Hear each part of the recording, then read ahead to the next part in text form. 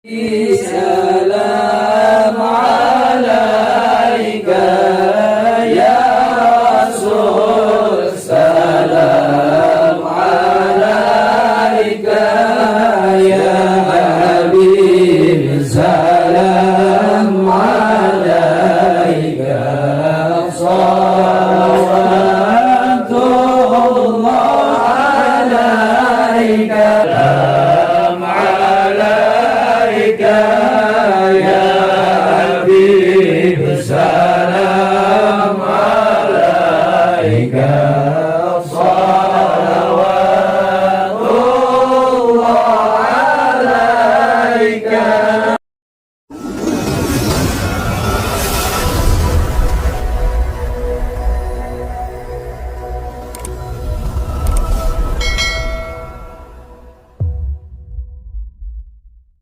Bismillahirrahmanirrahim. Wassalatu wassalamu ala Rasulillah Sayyidina Muhammadin ibn Abdillah wa ala alihi wa sahbihi wa man wala ma ba'du. Itu buku yang dibagikan bagi yang belum dapat ya. Jamaah-jamaah baru yang belum dapat buku puasa Ramadan, silakan diambil tuh. Yang belum dapat. Ini buat panduan puasa. Nah, yang lama yang kayak itu. Nah, buat panduan puasa, biar puasanya bener biar puasanya sesuai syariat. Banyak orang berpuasa ternyata nggak sah puasanya, jadi nggak ada pahalanya. Halo semua, udah dapat semua ya? Buka halaman pertama. Baca. Bismillahirrahmanirrahim. Puasa Ramadan, definisi menurut bahasa ialah menahan diri dari secara mutlak. Ini nazartu lirrahmani sauman falam ukallimal yawma insiyan. Sesungguhnya aku telah bernazar berpuasa untuk Tuhan yang Maha Pemurah, maka aku tidak akan berbicara dengan seorang manusia pun pada hari ini. Sedangkan menurut agama, puasa ialah menahan diri dari segala yang... Puasa ini ya, definisi puasa secara bahasa menahan diri secara mutlak. Menahan diri dari apapun secara mutlak, itu definisi puasa. Sesuai dengan surat apa nih dalam Al-Quran, ini nazartu lirrahman, ini nazartu lirrahmani soman falan ukallimal yawma insiya. Sesungguhnya aku telah bernazar berpuasa untuk Tuhan yang Maha Pemurah, maka aku tidak akan berbicara dengan seorang manusia pun pada hari ini. Ini menahan diri secara mutlak, dalilnya seperti itu. Sedangkan menurut agama, definisi secara syar'i atau secara istilahi, menahan diri dari segala yang membatalkan, menahan diri dari segala macam yang membatalkan, baik zahir maupun batin, pokok segala macam. Dari waktu fajar sampai tenggelamnya matahari, dari pas azan subuh atau 5 menit sebelum azan atau yang kita biasa sebut waktu imsak, sampai tenggelamnya matahari atau masuknya waktu maghrib, dengan niat khusus. Kalau nggak ada niatnya maka nggak dikatakan puasa. Dasar hukum diwajibkannya puasa. Asal kata Ramadan itu diambil dari kata romido, arti menghanguskan. Dulu bangsa Arab menentukan penamaan bulan itu sesuai dengan keadaan di zaman itu. Di waktu itu misalnya musim apa nih? Musim bersemi ya, dinamakan Rabi', bulan Syahrul Rabi'. Bulan orang-orang datang berhaji dinamakan Zulhijjah. Nah, itu sesuai dengan keadaan di waktu itu. Nah, kebetulan waktu itu Ramadan itu dinamai Ramadan karena cuaca sangat panas terik. Nah, tapi sekarang dengan pergeseran waktu, pergeseran orbitnya matahari, kemudian pergeseran matahari, peredaran atau porosnya matahari, sekarang nggak lagi dimaknai Ramadan itu bulan yang panas, akan tetapi menjadi kiasan bahwasanya orang yang berpuasa itu di bulan Ramadan dia seperti orang yang kepanasan, di bawah terik matahari, sehingga dahaganya sangat haus, perutnya sangat lapar, dan lain sebagainya. Nah, kita langsung aja ke halaman 3, syarat sah puasa. Halaman 3, syarat sah puasa Dan lain-lain. Jadi syarat sah puasa itu ada 4. Ini syarat sahnya puasa. Jadi kalau kita mau berpuasa itu sah, maka 4 syarat ini harus ada pada diri kita ketika menjalankannya, dari adzan subuh sampai terbenamnya matahari atau masuknya waktu sholat maghrib. Yang pertama, beragama Islam. Jadi kalau sewaktu-waktu orang murtad, maka batal puasanya tuh. Lagi Islam, tahu-tahu murtad, entah dengan perkataan, perbuatan atau dengan keyakinan, maka batal puasanya mutlak. Walaupun cuma sebentar, dan dia wajib mengkodoknya itu. Yang kedua, berakal sehat selama menjalankan ibadah puasa. Dia harus akalnya harus sehat, nggak boleh nggak sehat, nggak boleh gila, nggak boleh nggak waras. Dia harus waras, sehat. Selagi dia sehat, maka sah puasanya. Kalau dia gila, misalnya tahu-tahu mendadak gila, jadi orang gila gitu, bukan tanpa sebab minum sesuatu atau yang lainnya, nah itu batal, tapi nggak berdosa, karena tanpa sebab. Tapi kalau disebabkan, maka batal dan wajib mengkodok. Yang ketiga, suci dari haid dan nifas ini buat perempuan, selama menjalankan ibadah puasa. Dan diharamkan bagi wanita yang sedang haid atau nifas menahan diri dari yang membatalkan puasa dengan niat menjalankan puasa. Ini haram hukumnya. Dia lagi haid dan nifas, tapi dia seperti orang berpuasa dan niat puasa. Mungkin karena nggak mau kena kodok bayar puasa, atau nggak mau kena kafarat dan lain sebagainya, sehingga ini hukumnya haram. Yang keempat, mengetahui bahwa hari yang akan dijalankan untuk ibadah puasa bukan hari yang diharamkan untuk berpuasa. Nanti biasanya kalau nomor 4 ini kita ikut pengumuman di televisi, ikut pemerintah. Jadi kita tahu, oh besok udah puasa. Terus selanjutnya syarat wajib puasa. Berbuka. Kemudian syarat wajib berpuasa. Ini syarat wajib ini ketika seseorang ada pada syarat ini, maka dia udah dikenai kewajiban. Yang pertama, muslim. Kita semua muslim sini, maka udah kena kewajiban yang pertama. Yang kedua, mukallaf. Mukallaf itu orang yang telah balik dan agil. Kalau balik tapi nggak berakal, maka nggak dikenakan kewajiban. Karena apa? Gila. Jadi dia harus balik dan berakal. Akalnya sehat, normal. Adapun anak kecil yang baru berumur 7 tahun, maka wajib bagi walinya memerintahkannya untuk berpuasa. Diperintahkan pada umur 7 tahun. Ntar ketika di umur 10 tahun, maka dipukul kalau dia nggak menjalankan. Itu pelatihan dalam Islam. Itu yang kedua. Ketiga, mampu secara keadaan dan secara agama. Keadaan dia mampu, yang dimaksud dengan keadaan sini muda, kuat, sehat. Maka nggak wajib bagi yang sudah renta atau orang yang sakit yang tidak diharapkan kesembuhannya. Kemudian yang dimaksud secara agama di sini ada tidak dalam keadaan haid atau nifas atau hal-hal yang dilarang berpuasa secara agama. Yang keempat, sehat, maka tidak wajib bagi berpuasa bagi yang sakit. Nah, batasan sakit di sini apa? Bukan lagi flu, pilek, meriang terus nggak puasa. Itu batasan orang bodoh itu mah ya. Ini batasan dalam agama di sini, yang penyakitnya itu dikhawatirkan dapat menyebabkan kematian. Kalau dia berpuasa, dia bisa mati, atau menjadi lambat sembuhnya, atau bertambah parah penyakitnya, baru itu dikatakan sakit. Jadi kalau ada orang meriang terus nggak puasa dengan alasan kurang enak badan, maka dia berdosa tuh ketika membatalkannya, dan dia wajib mengkodok, kemudian membayar fidyah. Karena apa? Membatalkan secara sengaja tanpa ada uzur secara syariat. Nanti ada pembahasannya di belakang. Begitu juga orang yang menunda-nunda kodok sampai ketemu Ramadan selanjutnya, dia wajib juga membayar fidyah. Yang kelima, orang yang mukim, artinya orang yang nggak bepergian. Dia nggak pergi pergian yang boleh mengqosor sholat, yaitu 88 km. Maka tidak wajib bagi musafir untuk berpuasa dengan syarat. Ini yang pendapat yang mu'tamad, yang kuat. Ia memulai perjalanannya sebelum fajar, artinya sebelum subuh dia berangkat, dengan menempuh perjalanan 88 km atau perjalanan qosor sholat. Walaupun ada pendapat yang mengatakan, seperti pendapat Imam Muzani mengatakan dalam kitab Kifayatul Akhyar, dia mengatakan boleh dia nggak berpuasa bagi musafir walaupun jalannya setelah fajar. Misalnya jalannya jam 8 pagi, boleh. Tapi itu bukan pendapat yang kuat. Pendapat yang kuat adalah mengatakan jalannya harus sebelum fajar.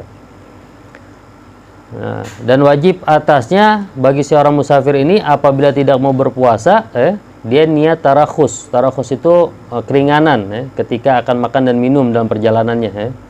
Jadi ketika dia nggak berpuasa, dia melakukan perjalanan 88 kilo atau perjalanan yang membolehkan dia qashar sholat, maka dia ketika akan makan dan minum niat mendapatkan keringanan dari Allah Subhanahu Wa Taala bagi musafir.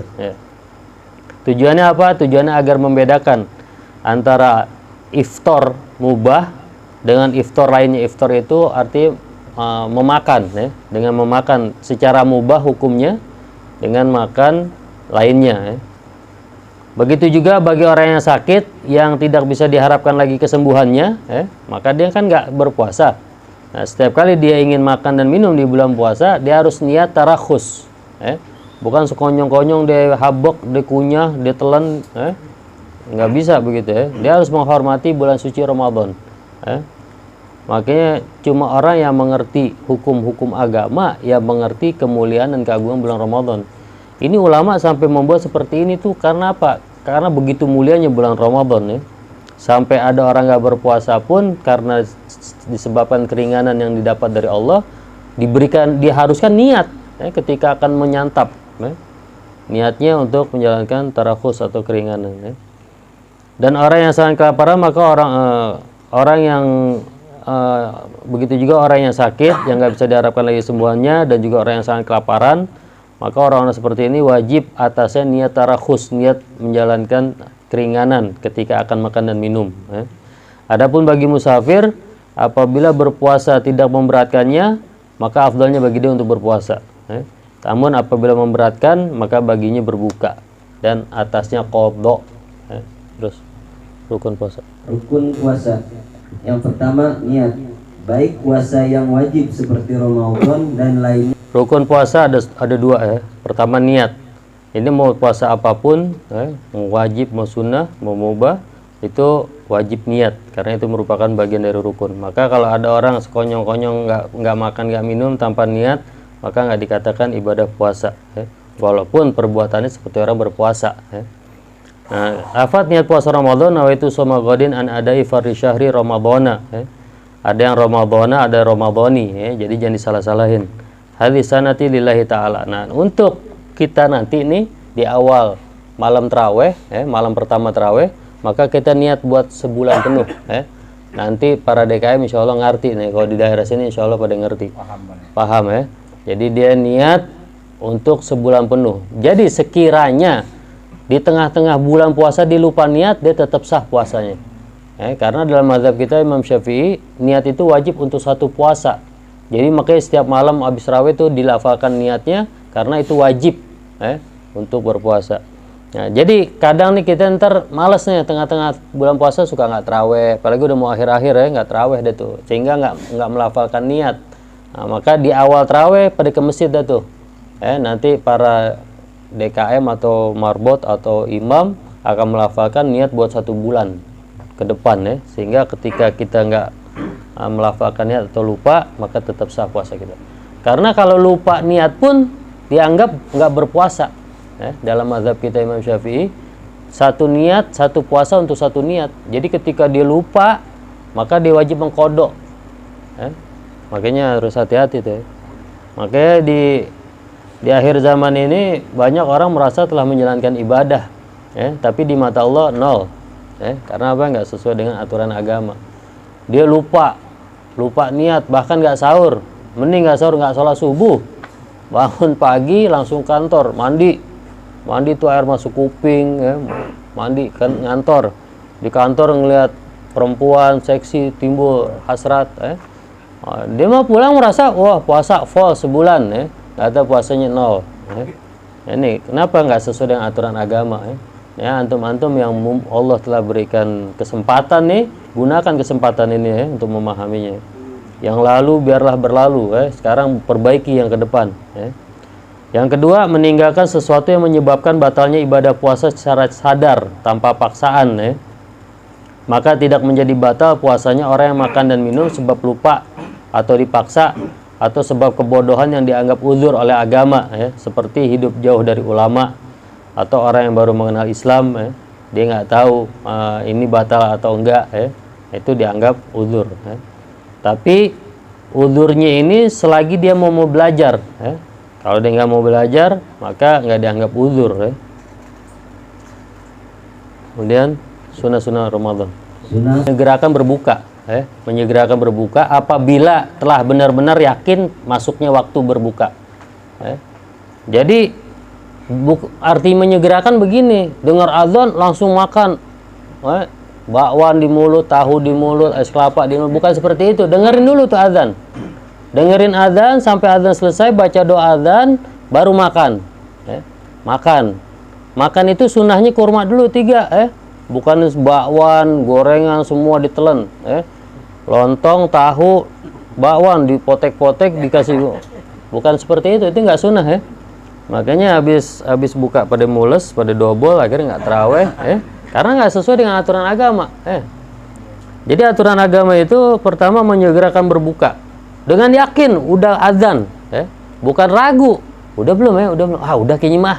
Nah itu nggak benar. Yakin telah masuknya waktu maghrib. Itu yang pertama. Yang kedua, bersahur walaupun dengan seteguk air. Sahur di sini masuknya setelah pertengahan malam di atas jam 12. Jadi kalau ente jam 10 makan sekalian sahur, itu nggak dianggap sahur, maka nggak ada ibadah, nggak ada nilai pahala di situ.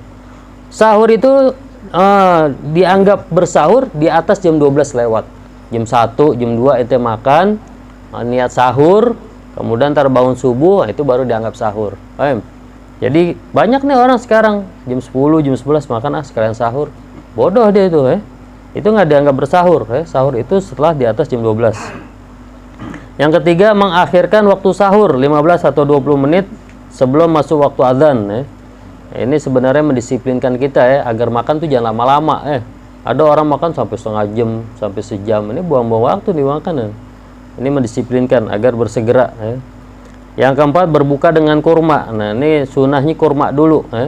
Jadi buka puasa bukan kumur-kumur, buang kumur-kumur, buang, makruh itu hukumnya.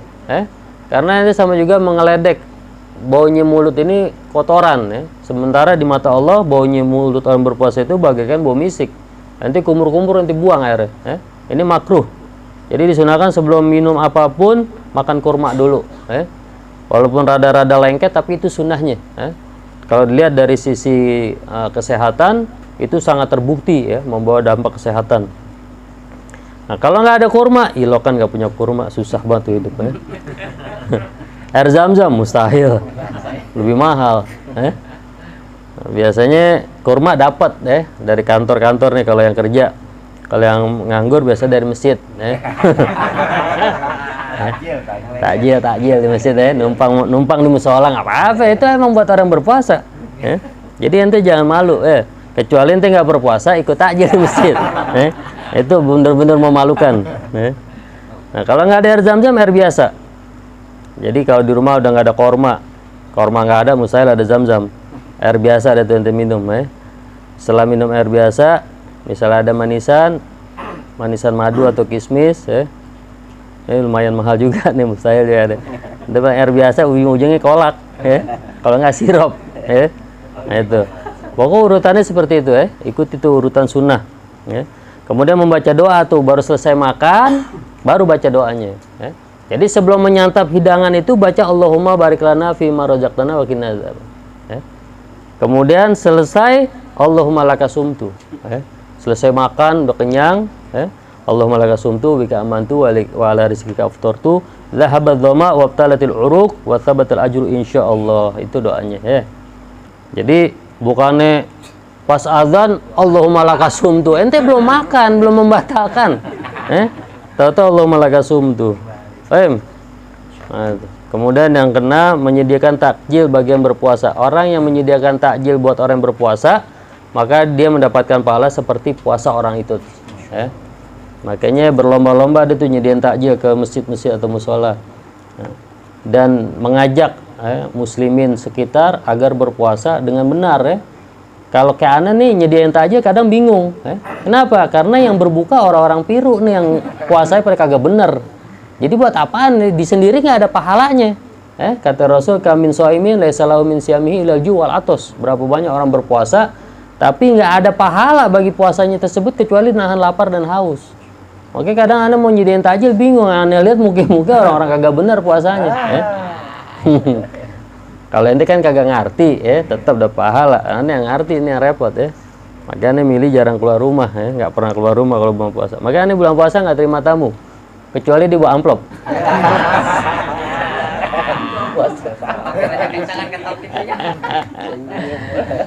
Terus Yang ketiga, tidak khawatir ria. nah, jadi yang selanjutnya yang ketujuh, kalau janabah, misalnya sebelum sahur ampul-ampulan dulu sama bini gitu ya, maka bersegeralah mandi itu sunnah hukumnya. Walaupun misalnya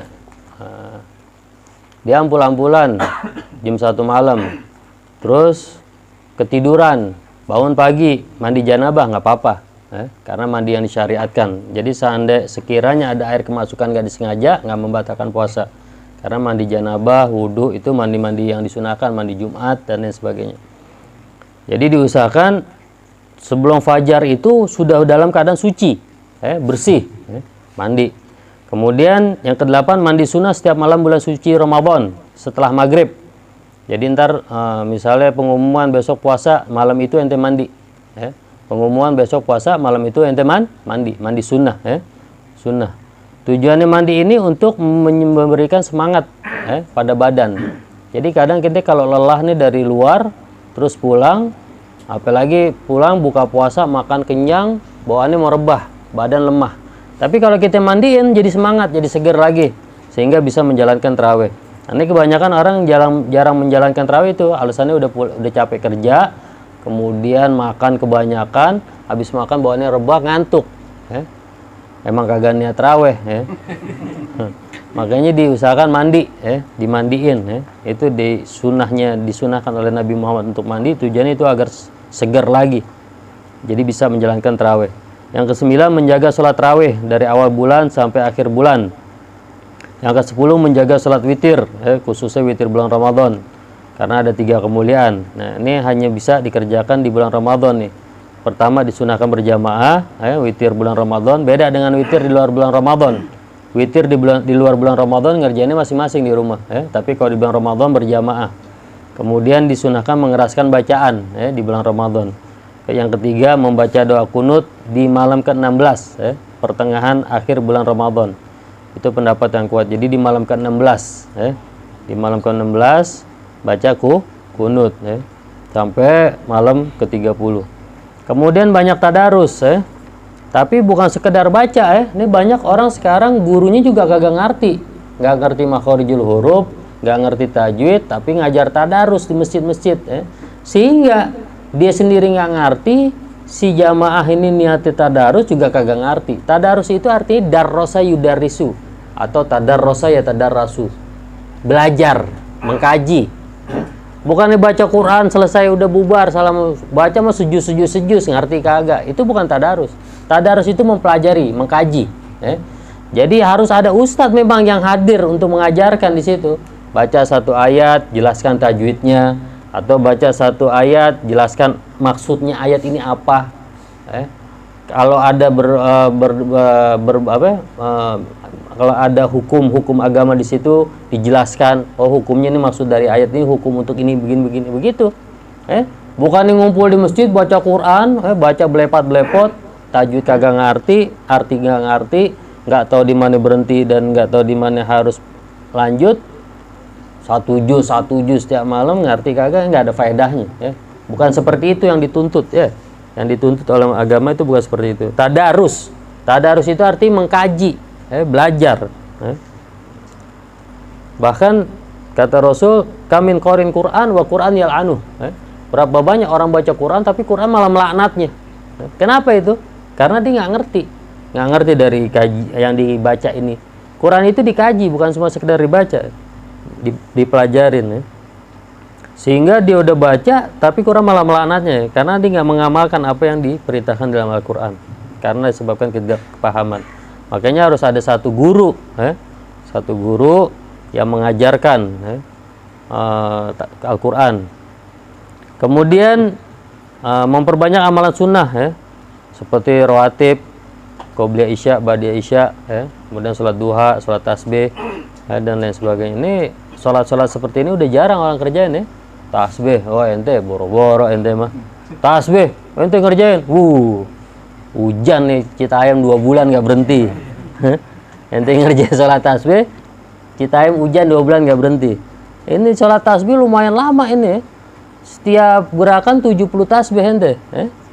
Kali 2. Kali itu baru 2, ini 4 lagi. 4 rakaat. Berapa itu? Pokoknya tiap 2 rakaat itu 300 sekian tasbih.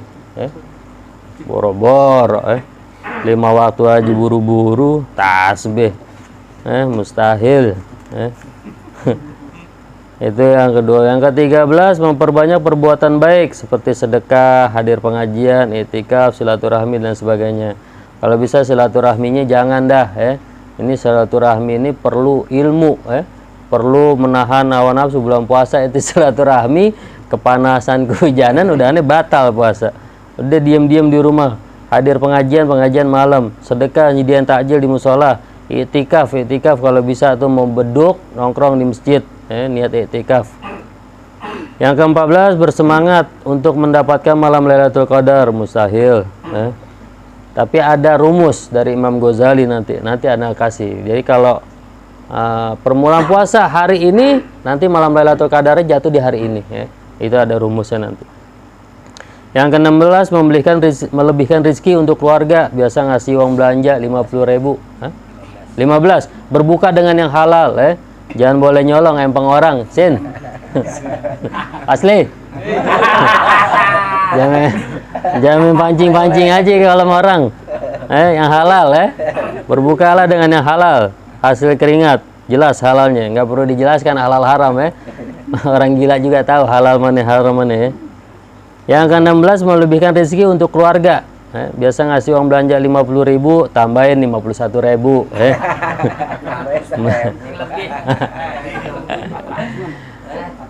Kita ini subhanallah cuma di Indonesia nih muslimin yang kalau mau buka semuanya dibeli. Ntar giliran pas buka cuman lontong paling yang dimakan, yang lainnya pajangan. Subhanallah. Tapi rezeki nggak putus. Setiap bulan dibeli. Itu biasanya kita mau jajannya mirip-mirip gitu imet-imet, giliran bulan puasa semua dibeli setiap hari lagi gitu. Makanya disunahkan melebihkan rezeki karena rezeki kita dilipat gandakan oleh Allah Subhanahu wa taala. Kemudian yang ke-17, meninggalkan pembicaraan yang tidak manfaat dari ghibah, kemudian mencaci orang Nah, hati-hati nih yang suka di jalanan kalau ditempong dikit darah naik bulan puasa perut kosong, bini ngomel baik lagi. Waduh. Ada orang lewat nempong, anjing lu saya. Udah deh, batal tuh pahala puasa gara-gara si anjing. Hati-hati itu hati-hati itu.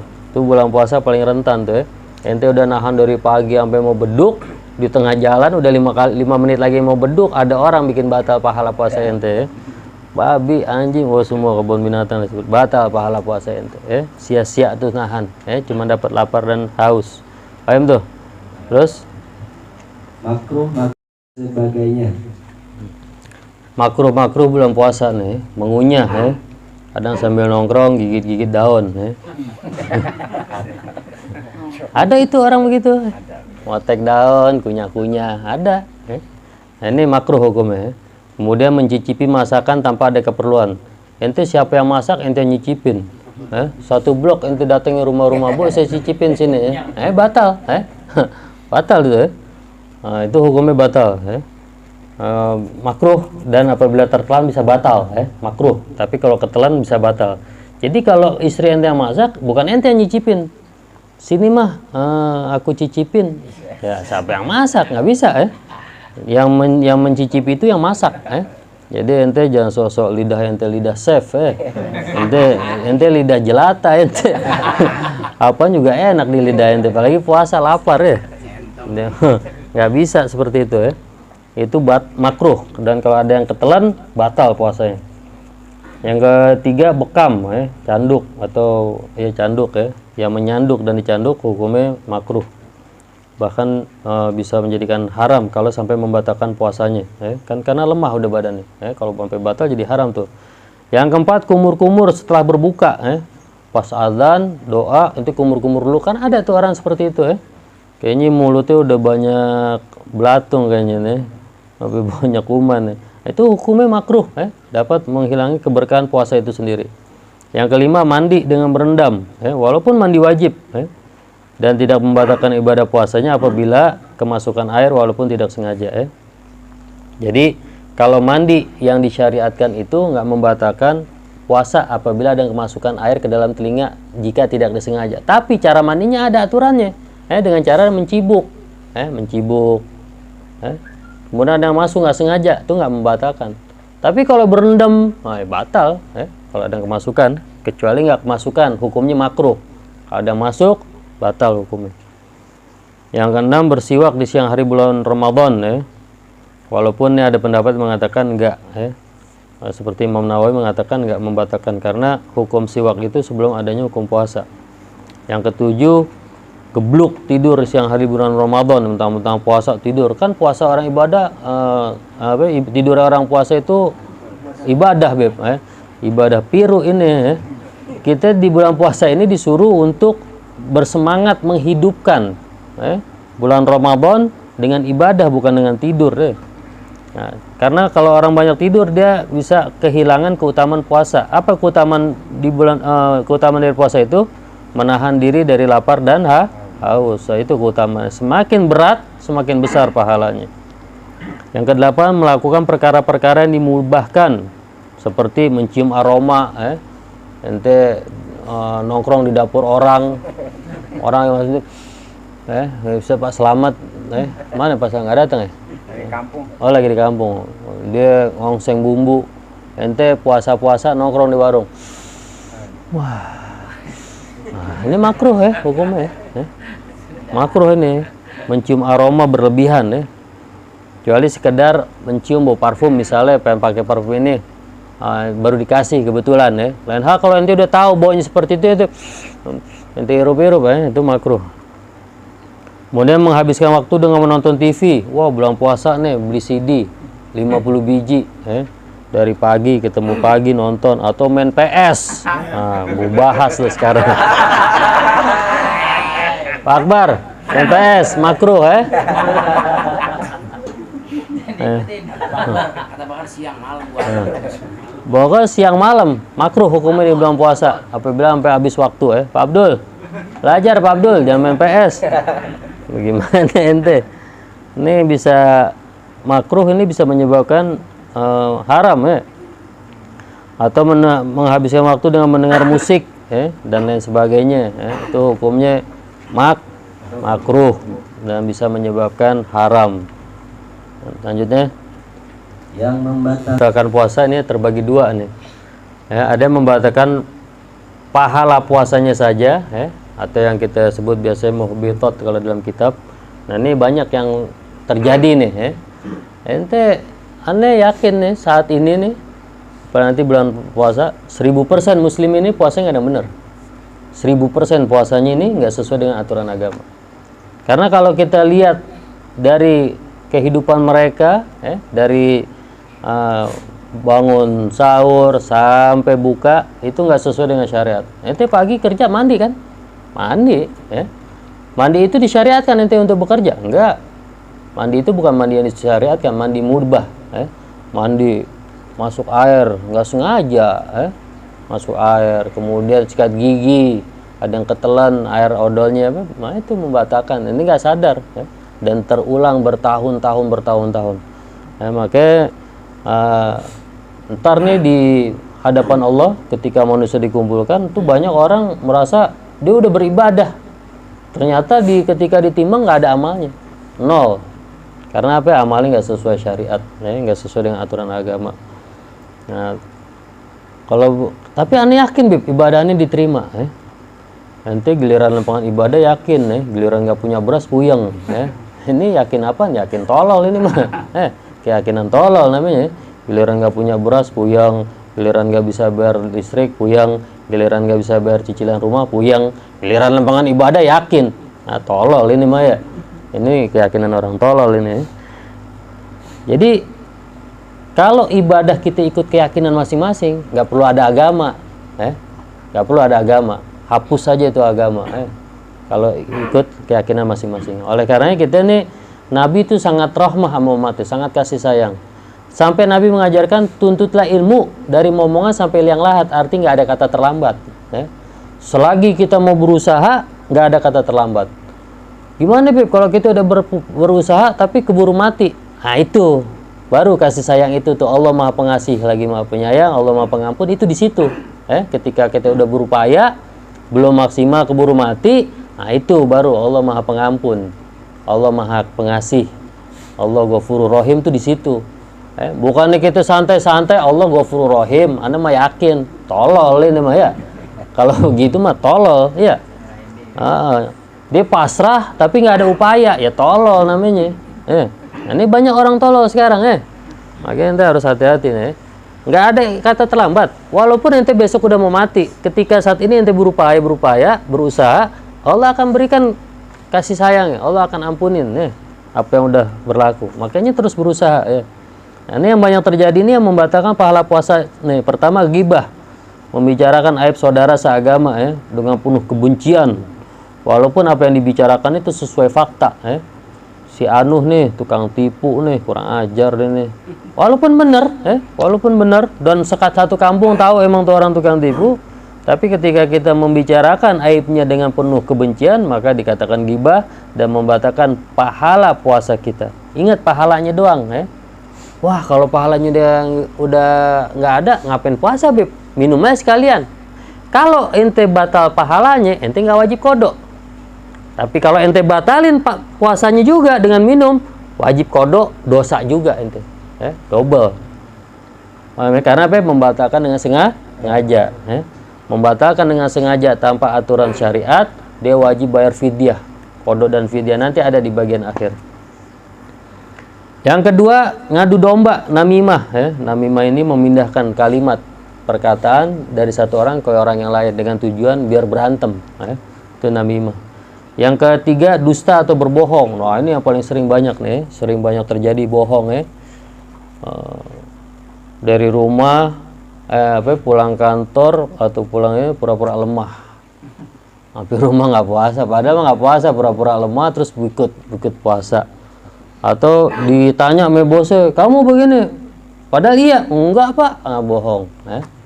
Atau hal-hal lain bohong sama bini misalnya. "Pak minta duit Pak." Gak punya duit, padahal ada. Bohong. Ini hati-hati nih, bohong sensitif di bulan puasa Itu bisa membatalkan pahala puasa ente. Tapi ajarin juga bini, jangan terus jadi kesempatan ya. Yang selanjutnya memandang sesuatu yang diharamkan atau sesuatu yang dihalalkan dengan syahwat, dengan hawa nafsu. Nah, ini hati-hati nih. Kebanyakan postingan di bulan puasa, banyak orang posting es jeruk, es buah yang bikin orang ngiler. Kalau kita memandang dengan nafsu, batal pahala puasa gitu tuh. Hati-hati. Makanya jangan suka posting-posting ente kayak ABG udah pada tua ente status agama aja mengingatkan orang agar jangan gibah, jangan namimah, jangan segala es teh manis, segala karet gelang, segala apa baik diposting. Ana kadang kalau bulan puasa capek tuh negurin teman WA-nya tuh yang masang-masang, walaupun dia masang postingnya misalnya dari habis isya atau pas maghrib, tapi itu kan satu hari itu postingan sampai ketemu maghrib lagi nah di pagi hari kita ngeliat ngiler juga kan iya. Nah itu makanya kadang mending kita bulan puasa udah nggak usah posting-posting tuh, handphone jangan dibuka-buka mending kita ambil Quran, kita baca Quran, cari guru jangan nyari guru yang suka ngajak main PS Pak Akbar. Sampai begadang main PS, jangan dipakai guru begitu, Pak Abdul.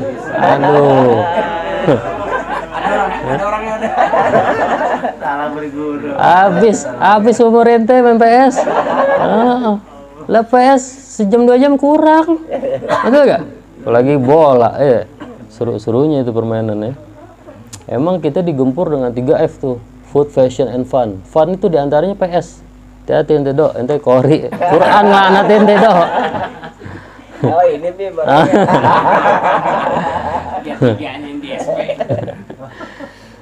Selanjutnya sumpah palsu. Bohong tapi bawa nama Allah ya. Banyak nih. Kemudian perkataan keji atau kasar dan melakukan perbuatan kasar atau keji ya. Ya seperti yang ceritakan tadi ya, itu di jalan udah mau buka ditempong orang dikit naik darah anjing, ini perkataan keji anjing ya. Anjing babi perkataan keji ya. Terus dia bilang kambing loh.